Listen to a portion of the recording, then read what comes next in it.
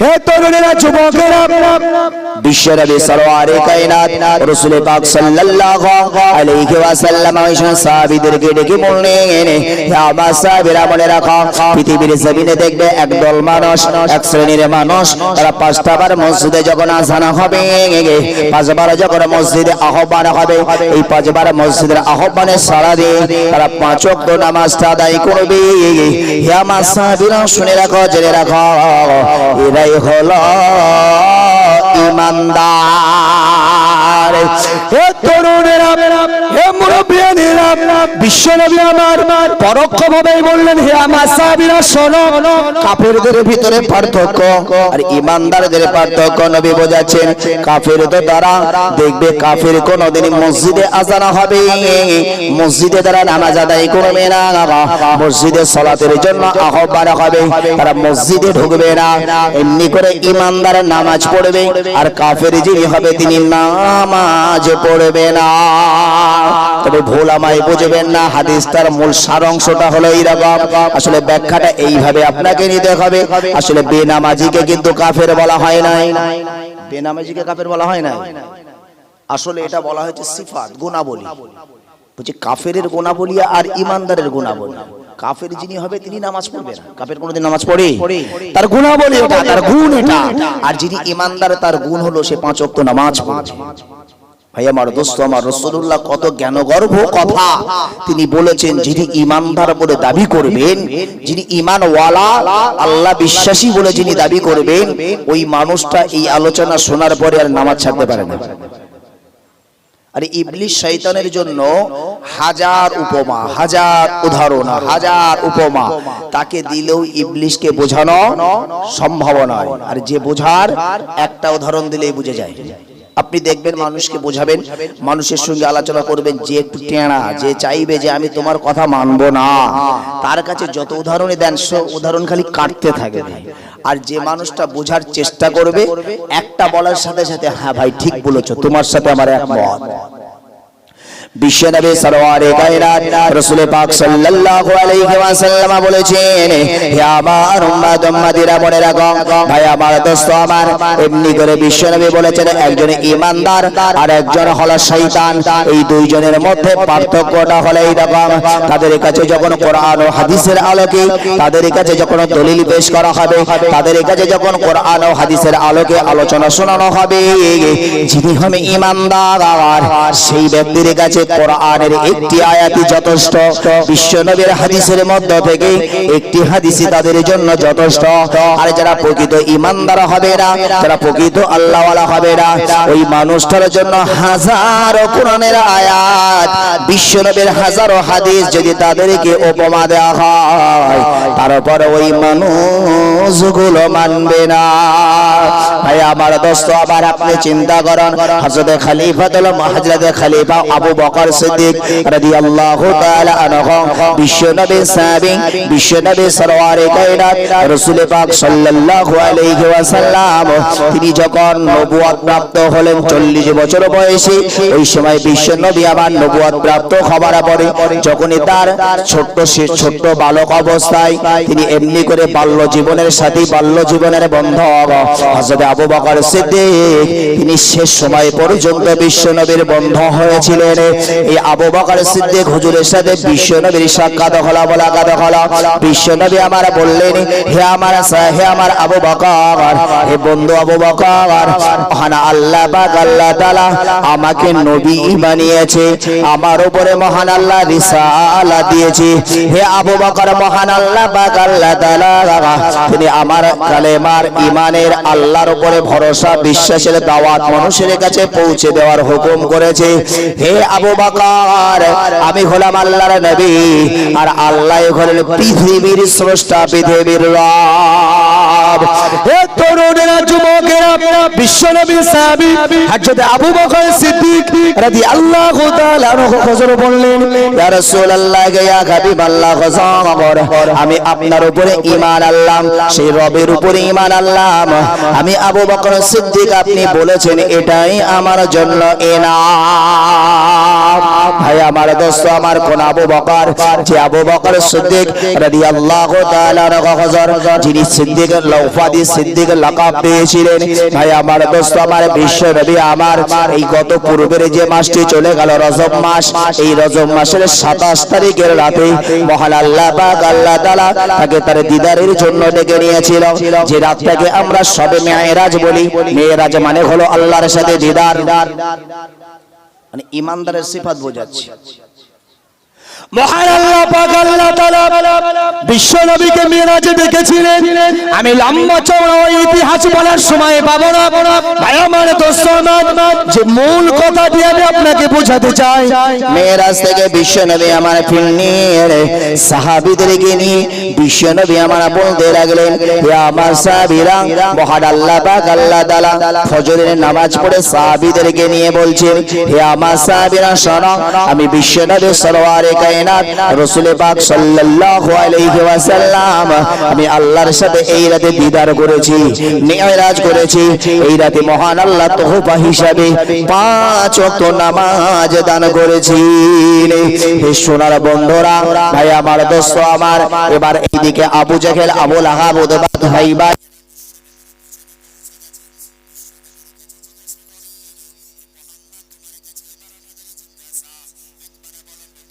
খবর তোমার কাছে পাওয়া যায়।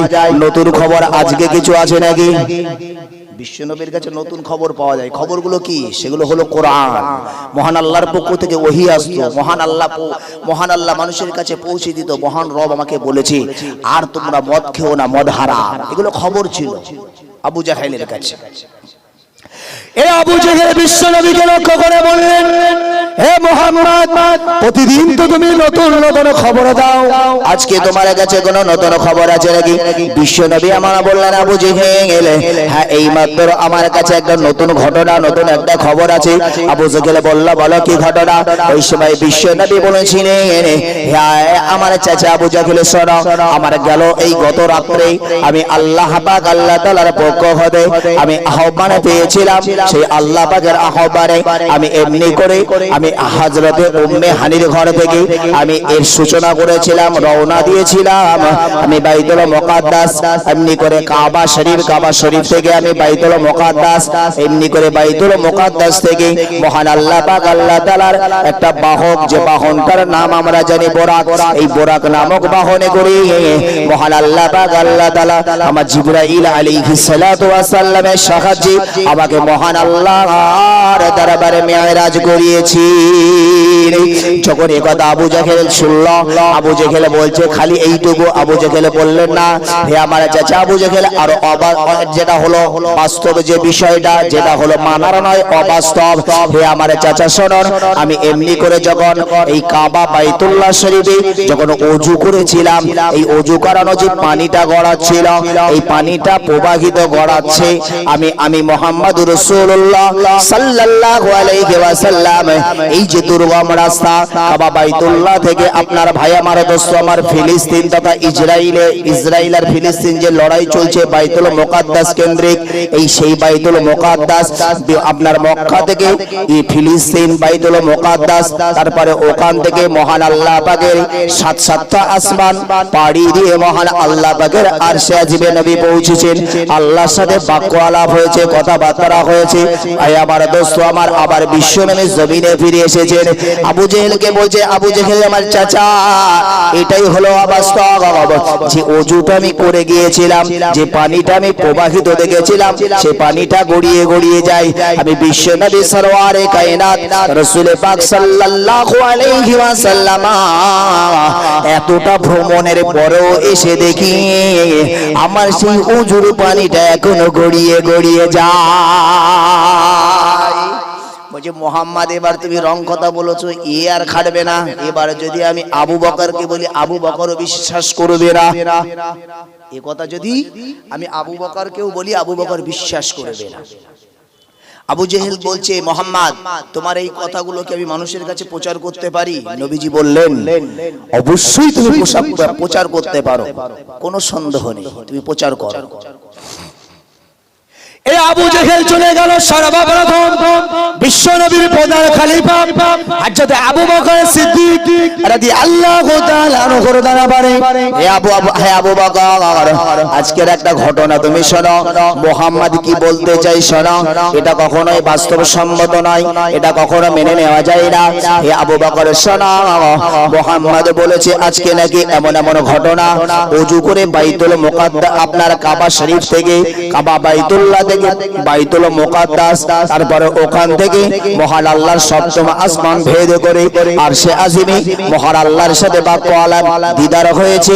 আবার সেখান থেকে ফিরে এসে এমনি করে দেখা যায় মুহাম্মদ বলে যে সেখানে নাকি এখনো সেই মুহাম্মাদের ওযু করা সেই পানিটা এখনো গড়িয়ে গড়িয়ে যায়। এত অল্প সময়ের মধ্যে এত লম্বা সফর, এটা কখনো সম্ভব নয়। হে আবু বকর, এবার বলো মুহাম্মদ সব ঠিক বলে না ভুল বলে? আবু বকর তুমি বলো, মুহাম্মদ কি সব ঠিক বলে না ভুল বলে? আবু বকর বললেন, হে আবু জেহেল, আমি আবু বকর সিদ্দিক রাদিয়াল্লাহু তাআলা আনহু খালি এতটুকু জানতে চাই আসলে কি মুহাম্মদ সত্যি তিনি বলেছেন? হযরত এমনি করে যখন আবু বকর হুজুর বললেন, সাথে সাথে আবু জেহেল বললেন, হে আবু বকর, আমি আবু জেহেল মিথ্যা কথা বলছি না। এই মাত্রই আমি মুহাম্মাদের কাছ থেকে কথাগুলি শুনে এলাম, এবং এই কথাগুলি যে তোমাকে শোনাবো, মানুষকে শোনাবো, তার পারমিশন আমি মুহাম্মদ থেকে নিয়ে আসলাম। হে আবু বকর, যদি তোমার সন্দেহ হয় তুমি একবার মুহাম্মাদের কাছে গিয়ে জিজ্ঞাসা করো। বিশ্বনবী সাহাবী হযরত আবু বকর সিদ্দিক রাদিয়াল্লাহু তাআলা আনহু হুজুর আমার বিশ্বনবীর দরবারে চলে গেলেন। ইয়া রাসূলুল্লাহ, ইয়া হাবিবাল্লাহ হুজুর, আমি এইমাত্র আবু জেহেলের মুখ থেকে গত রাত্রের আপনার মেরাজের কথা শুনলাম। আল্লাহর সাথে আপনার দিদার হয়েছে, আল্লাহর সাথে আপনার বাক্যআলাপ হয়েছে। আপনি কাবা বাইতুল্লাহ থেকে বাইতুল মুকাদ্দাস থেকে আল্লাহর আরশে আজিমে আপনি সফর করেছেন, ওযু সেরে গিয়েছিলেন। আপনি আসার পরও দেখছেন সেই ওযুর পানি গড়িয়ে গড়িয়ে যায়। ইয়া রাসূলুল্লাহ, ইয়া হাবিবাল্লাহ হুজুর, আমাকে আবু জেহেল এই কথাগুলি বলল, সত্যি কি আপনি বলেছেন? বিশ্বনবী আমার বললেন, হে আবু বকর, সত্য বলেছে আবু জেহেল। এমন সময় বিশ্বনবী সাহাবী হযরত আবু বকর সিদ্দিক বললেন, ইয়া রাসূলুল্লাহ, ইয়া হাবিবাল্লাহ হুজুর, নিশ্চিত বেশক আপনার মেরাজ হলো সত্য। এটা হলো ইমানদারের পরিচয়, নবী কেন্দ্রিক, কোরআন কেন্দ্রিক। আতিউল্লাহ ওয়া আতিউর রাসূল, কোরআন এবং রাসূলের সুন্নাহর যত প্রকার আলোচনা, যত প্রকার জ্ঞান গর্ভ বিষয় নিয়ে আলোচনা হবে, যদি দ্বিধা চিত্রে ইমানদারি মেনে নিতে পারে, আর যিনি মানবেন না তিনি তো কাফের। হাদিস এবং কোরআনের কোন একটি বিষয়কে যদি আমরা ইনকার করি, আমাদের ঈমান থাকবে না। ঈমানদারের কাজ হবে আতিউল্লাহ ওয়া আতিউর রাসূল। আতিউল্লাহ, আতি দিয়ে আল্লাহ বুঝিয়েছে, কোনো প্রশ্ন নয়, কোনো কিন্তু নয়, কোনো জিজ্ঞাসা নয়। আতিউল্লাহ, আমি আল্লাহ আমার পক্ষ থেকে যা কিছু পৌঁছেছে তোমরা বিনা দ্বিধায় সেগুলো তোমরা তোমাদের জীবনে আপনি নাও, কোনো প্রশ্ন চলবে না। ওয়া আতিউর রাসূল, আমি আল্লাহ আমার কোরআন নয় আমার রাসূল তোমাদেরকে যা দিয়ে গেছে সেগুলিকেও তোমরা মেনে নাও। একবার জোরে বলুন সুবহানাল্লাহ। ভাই আমার, দোস্ত আমার, ঈমানদার আর আপনি একজন কুফফারের কাছে বারংবার বারংবার বারংবার বুঝাবেন, সে বুঝবে না। আসলে ঈমানটা কি জিনিস এটা আমরা বুঝলাম না। ঈমান যে কি, ঈমানটা যে কতটা দৃঢ় মহান আল্লাহর প্রতি রাখতে হবে সেটাই আমরা বুঝলাম না। আপনি সাহাবীদের জিন্দেগি দেখুন, সাহাবীদের জীবনে ঈমান সম্পর্কে যখন সাহাবীদের হত্যার হুমকি এসেছে, হত্যা করেছে, ফিরভি তারা ঈমান ছাড়েনি। ভাই আমার, দোস্ত আমার, আসল কোরআন তো তাই বলে, অমাই ইশরিক বিল্লাহ, তোমরা শিরক করো না কখনো, তোমরা কখনোই শিরক করতে পারো না। হে তরুণেরা, যুবকেরা, বিশ্বনবী সরওয়ারে কায়নাত রাসূল পাক সাল্লাল্লাহু আলাইহি ওয়াসাল্লাম নবী আমাদেরকে শিখিয়েছেন, হে আমার উম্মত উম্মতিরা, যদি তোমাদেরকে হত্যা হয়, যদি তোমাদেরকে মৃত্যুবরণ করতে হয়, তোমাদেরকে যদি মারার হুমকিও দেয়, তোমরা যদি তোমাদের জীবনটাকে শেষ হয়ে যাবে এমন একটা জায়গায় পৌঁছে যাও, তারপরেও আমি রাসূল পাক সাল্লাল্লাহু আলাইহি ওয়াসাল্লাম বলবো, তোমরা ঈমানকে নিয়ে আপোষ করতে পারবে না। নবী বলেছে ঈমানকে নিয়ে আপোষ করতে পারবে না।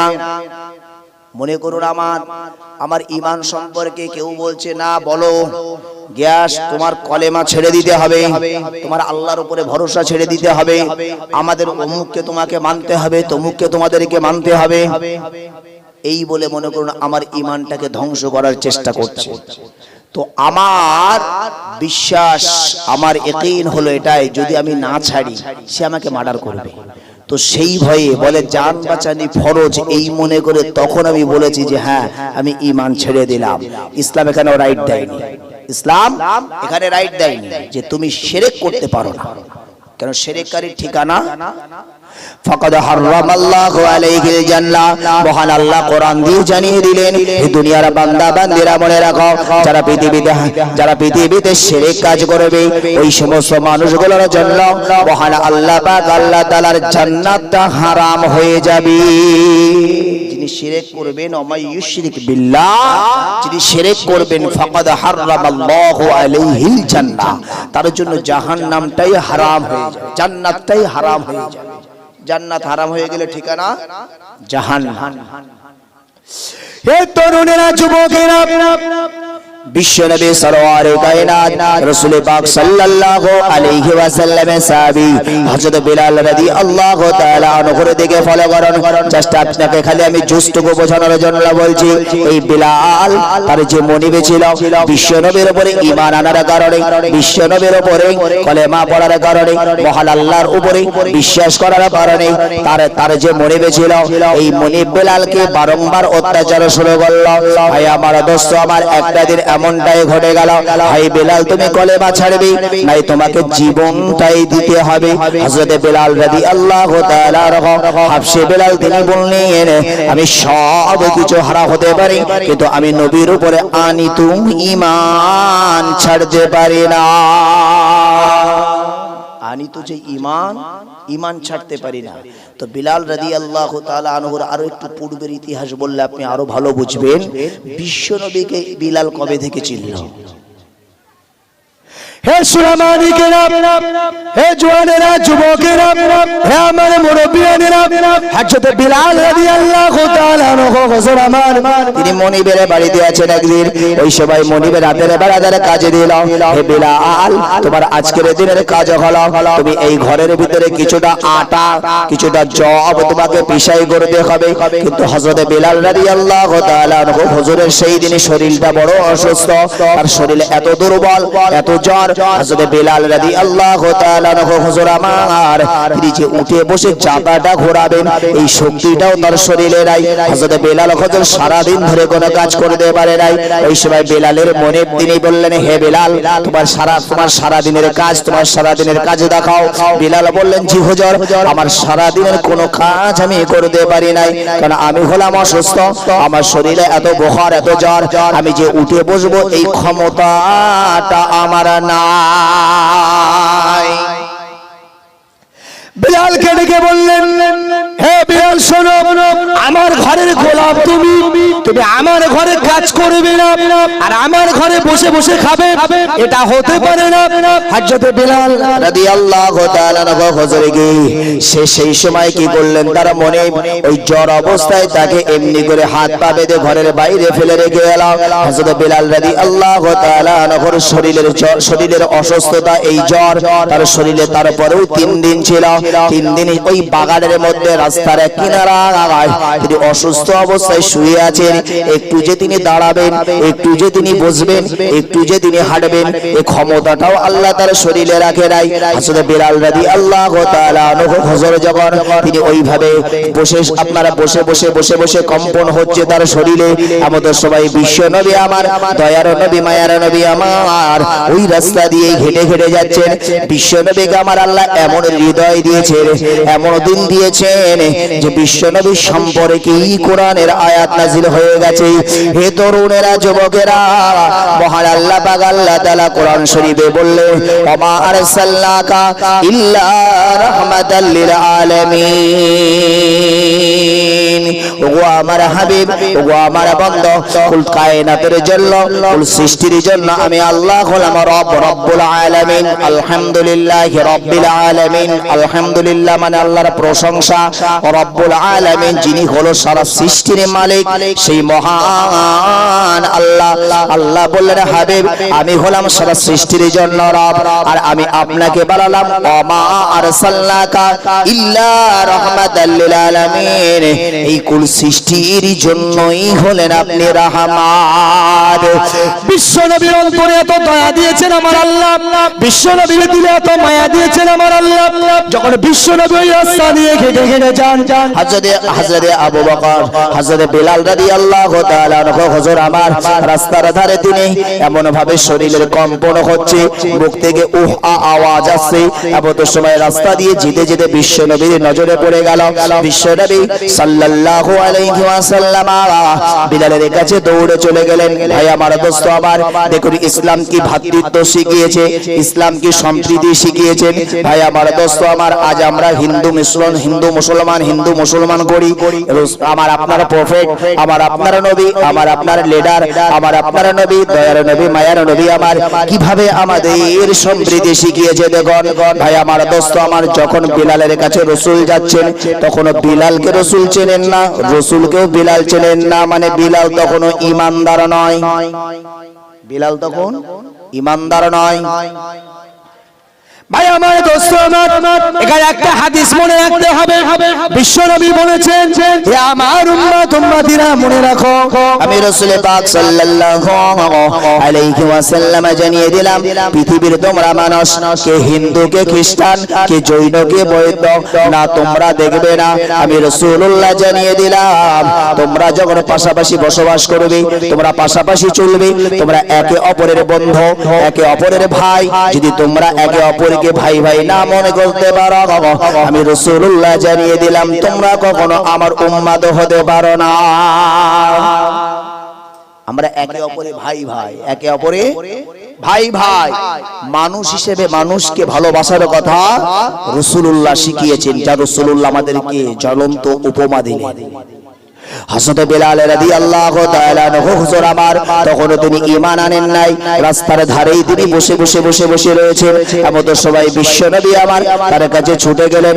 হযরত বিলাল রাদিয়াল্লাহু তাআলা আনহু হুজুরকে দেখে বিশ্ব নবী আমার, সে হিন্দু না, সে খ্রিস্টান না, জৈন না, বৌদ্ধ জিজ্ঞাসা নাই, বিশ্ব নবী আমার বললেন, বাবা ছেলে বলো তোমার কি হয়েছে, তুমি কেন এমন ভাবে পড়ে আছো? এই সময় বিশ্ব নবীকে দেখে বললেন, কি পথিক আমি আপনাকে চিনি না, কত মানুষ এই রাস্তা দিয়ে যায়, আমি একজন কালো মানুষ, আমি একজন গোলাম, আমি হলাম হাবশী বিলাল, কেউ তো আমাকে দেখে আমার কাছে আসে নাই, কে আপনি বলুন ভাই? ওই সময় বিশ্ব নবী বললেন, আমি হলাম প্রফেট মুহাম্মদুর রাসূলুল্লাহ সাল্লাল্লাহু আলাইহি ওয়াসাল্লাম। হে সুমানিকেরা, হে জওয়ানেরা, হে আমার মুরব্বিয়ানেরা, বিশ্ব নবী আমার বললেন, কি হয়েছে তোমরা বলো। হযরত বিলাল রাদিয়াল্লাহু তাআলা আনহু হুজুর আমার বললেন, ভাই আমার শরীরে বড় জ্বর, আমার শরীরে বুখার। ভাই আমার, দোস্ত আমার, বিশ্ব নবী আমার বললেন, তোমার বুখারে, তুমি কেন এই অবস্থায় পড়ে আছো?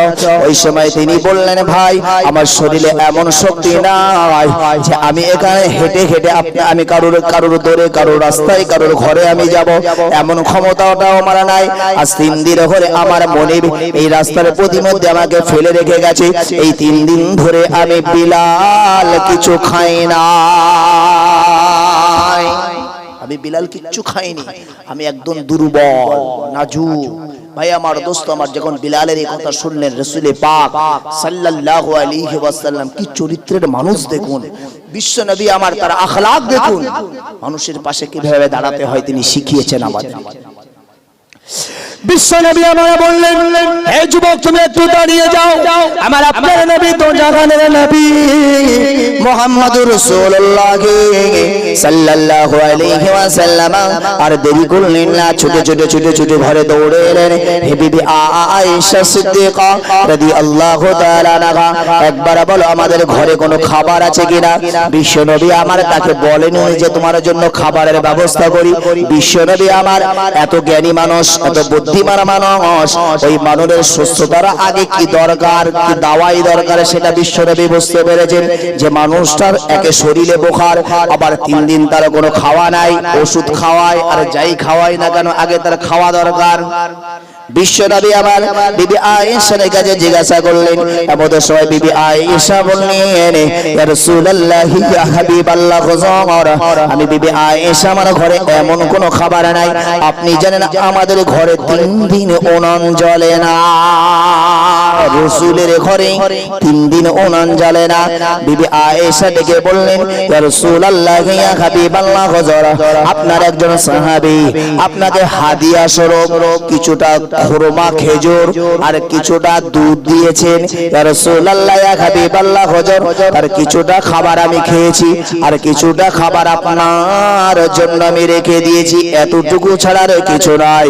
বিশ্বনবী আমার 3 দিন ভোকা, বিশ্বনবী আমার ক্ষুধার্ত, বিশ্বনবীর ঘরে সামান্য মাত্র খাবার, তারপরেও বিশ্বনবী আমার এই খাবারটাকে আম্মা জানা আয়েশাকে বললেন, হে আমার বিবি আয়েশা তাড়াতাড়ি আমি রাসূলুল্লাহ আমার হাতে তুলে দাও।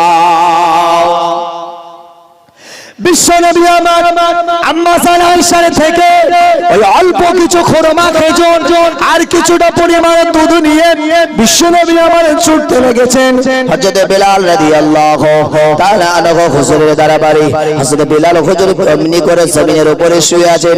বিশ্ব নবী আমার গিয়ে আগে বললেন, হে বিলাল আগে তুমি এই খেজুরগুলো খাও আর এই অল্প মাত্র দুধটা তুমি খাও। হযরত বিলাল হুজুরকে খাওয়ানো হলো।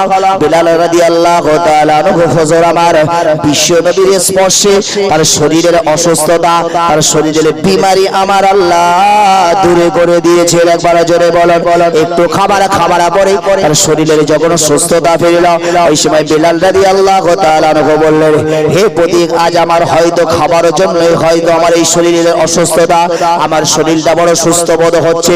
এমন সময় বিলাল বললেন, হে প্রতীক তাড়াতাড়ি যাই আমার মনিবের ঘরে, যদি আমি কাজটা করে দিতে পারি তবেই আমার জন্য ওই মনিবের ঘরে খাবার বরাদ্দ হবে, নচেত আমাকে না খেয়ে খেয়ে মারা যেতে হবে। বিলালকে লক্ষ্য করে বিশ্বনবী বললেন, হে বাবা যুবক সরা, তুমি বড় দুর্বল মানুষ, তুমি বড় অসুস্থ এখন, তবে আমি রাসূল পাক সাল্লাল্লাহু আলাইহি ওয়াসাল্লাম বলবো এখন তুমি কাজ করবে না, চলো আমি তোমার সাথে তোমার মনিবের ঘরে যেতে চাই। রাতের বেলা বিলালের সাথে বিশ্ব নবী আমার চলে গেলেন। যে ঘরের ভিতরে ওই বিলালের জন্য যে কাজ রাখা ছিল বিশ্ব নবীকে দেখানো হলো। বিশ্ব নবী বললেন, বিলাল তুমি দাঁড়িয়ে যাও বাবা, কোনো কাজ তোমার করার দরকার নাই, তুমি বসে বসে থাকো, আর আমি মুহাম্মদ আমার শরীরটা সুস্থ, আমি তোমার ওই কাজকর্মগুলো আমি রাসূলুল্লাহ নিজে হাতে করে দিই। ভাই আমার দোস্ত আমার, বিশ্বনবী সারা রাত ধরে বসে বসে বসে বসে বসে হযরত বিলাল রাদিয়াল্লাহু তাআলা আনহুকে পাহারা দিলেন, আর অপরদিকে বিলাল হুজুরের কাজগুলো রাসূল করে দিলেন। এখানে কোন জাত কোন পাত রাসূল দেখেছেন? কোন জাত পাত দেখেন? হযরত বিলাল রাদিয়াল্লাহু তাআলা আনহু হুজুর আমার বিশ্ব বিশ্বনবীর ঠিকানা, বিশ্বনবীর পাতা নিল, বিশ্বনবীর সাথে সম্পর্ক তৈরি করতে চায়। হযরত বিলাল রাদিয়াল্লাহু তাআলা আনহু হুজুর আমার বিশ্বনবী সরওয়ারে কায়নাত রাসূল পাকের ঘরে তিনি আসা যাওয়া শুরু করলেন। বিশ্বনবীর দ্বীন প্রচার, বিশ্বনবীর একগ্রতা, বিশ্বনবীর পদ্ধতি, বিশ্বনবীর নিয়মাবলী দেখতে লাগলেন। একে একে দেখতে দেখতে বিশ্বনবীর প্রতি হযরত বিলাল রাদিয়াল্লাহু তাআলা আনহু হুজুর আমার ফিদা হয়ে গেলেন। এই সময় বিশ্বনবীকে বলেছিলেন, ইয়া রাসূলুল্লাহ, ইয়া হাবিবাল্লাহ, হুজুর কোনো ডাউট নাই, কোনো সন্দেহ নাই, আপনি তো হলেন আখেরি প্রফেট, শেষ নবী মুহাম্মাদুর রাসূলুল্লাহ।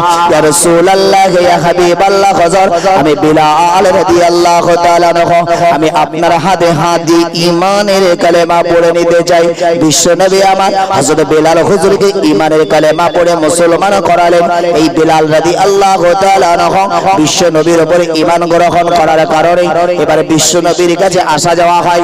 মুনিব জানতে পারল এই বিলাল সে বিশ্বনবী মুহাম্মাদের হাতে হাত দিয়ে কলেমা পড়েছেন। এটা বিলাল মেনে নিতে পারল না, বিলালের মুনিব মেনে নিতে পারল না। হযরত বিলালকে একদিন ডেকে বললেন, হে বিলাল, তুমি জানো তুমি হলে আমার গোলাম, তোমার মনে হলাম আমি ওই মুহাম্মাদের ধর্মকে সাপোর্ট করি না, মুহাম্মাদের ইসলাম আমি মানি না। এই মুহাম্মাদের উপরে তুমি ঈমান গ্রহণ করেছো, তুমি আমার গোলাম, আমার আদেশ হলো মুহাম্মাদের উপরে তুমি ঈমানটাকে ছেড়ে দাও, বিশ্বনবীর উপরে তুমি বিশ্বাসটা ছেড়ে দাও, বন্ধুত্বটা নষ্ট করো।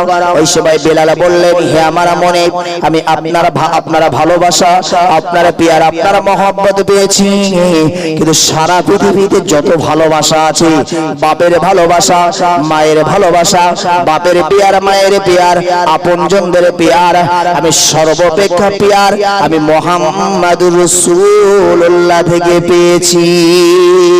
হে আমার মনে শুনে রাখুন, আমি আপনার গোলাম, আপনার কাজের ডিস্টার্ব করব না, আপনার গোলামিত্ব করব, তবে আমি মুহাম্মাদের উপরে আনিত ঈমান ছাড়তে পারবো না। ভাই আমার, দোস্ত আমার, হযরত বিলাল রাদিয়াল্লাহু তাআলা আনহু হুজুরের উপরে প্রহার করা হলো, মারা হলো। এমনি করে একদিন, দুদিন, 5 দিন এইভাবে চলতে থাকলো। বিলাল হুজুরের থেকে বিশ্বনবীর উপরে ঈমান বিশ্বাসকে ত্যাগ করাতে পারলেন না। একদিন ওই বিলালকে একেবারে দুনিয়া থেকে শেষ করে ফেলবে, আর না হলে তাকে ঈমানের খাতা থেকে নামটা কেটে দেবে। এটা হলো তার মনিবের চিন্তা। ওই সময় বিলালকে সাবধান করানো হলো, হে বিলাল, যদি তুমি মুহাম্মাদের উপরে আনিত কলেমা যদি না ছেড়ে দাও, আমি অবশ্যই কথা দিলাম এর জন্য তোমাকে বড় লোকসান চুকাতে হবে। বিলাল বলছে, শিকার আমার জীবন চলে যাবে, তারপরও আমি ঈমানের কলেমা ছাড়ব না। আমি কোন কথাগুলি বুঝাচ্ছিলাম মনে আছে তো? বিশ্বাস, ঈমান, আমার আপনার বিশ্বাস, আর সেই বিশ্বাসটাকে বুঝাচ্ছিলাম।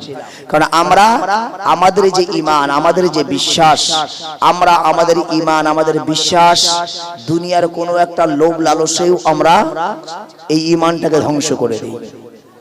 আমি সাধারণভাবে বলছি জানো, বলছে আমি এই গত কয়েকদিন ধরে বা এইবার ইলেকশনে আমি ফ্ল্যাগটা নিয়ে ঘুরেছিলাম বলে আমার ঘরটা হয়েছে।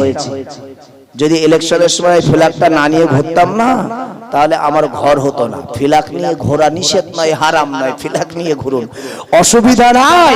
কিন্তু আপনার কি আপনার বিশ্বাস হলো, আমি যদি পার্টির ওই লিডারের আপনার ওই ঝান্ডা নিয়ে যদি লাইনের প্রথমে আমার লিডার দেখতে না পায়, আমার ঘর হবে না। আরে ঘর দেনেওয়ালার মালিক কে? আল্লাহ। ঘর দেনেওয়ালার মালিক আল্লাহ। আপনি চেষ্টা করতে পারেন, চেষ্টার কথা এটা সন্দেহ নাই, কিন্তু আপনি যদি স্বীকার করে নেন না আমার ঘর দেওয়ার মালিক হলো আমার পার্টির নেতা, ঘর দেওয়ার মালিক হলো আমার এই ঝান্ডা, তখন তো ঈমানি খাতরা। পৃথিবীতে এই যে ঘর, এটা আমাদের জন্য একটা রেজেক। সোনারা বন্ধুরা, মহান আল্লাহ পাক আল্লাহ বললেন আল্লাহু খায়রুর রাযিকিন। হে দুনিয়ার বান্দা বান্দিরা মনে রাখো, সারা পৃথিবী তোমাদের রিজিকের মালিক হলাম আমি আল্লাহ। ভাই আমার দোস্ত আমার, আমরা খালি মনে করি রিজিক মানে হলো খালি খাওয়া, খাওয়া না। এই যে আপনার শরীরে পোশাক, এই যে আপনার শরীরে টুপি আছে, এই ভাই আমার দোস্ত আমার, আপনি সুন্দর ঘর বানিয়েছেন, আপনার বহু অর্থবিত্ত জমি জায়গা আছে, সব হলো রিজিক। দুনিয়াতে যা কিছু আমরা পাচ্ছি, যা কিছু আমাদের কাছে আছে, সবগুলি হলো আল্লাহর দেওয়া রিজিক। আল্লাহ বলছে আল্লাহু খায়রুর রাযিকিন, সব রিজিকের মালিক আমি আল্লাহ। তাহলে ঘর দেনেওয়ালার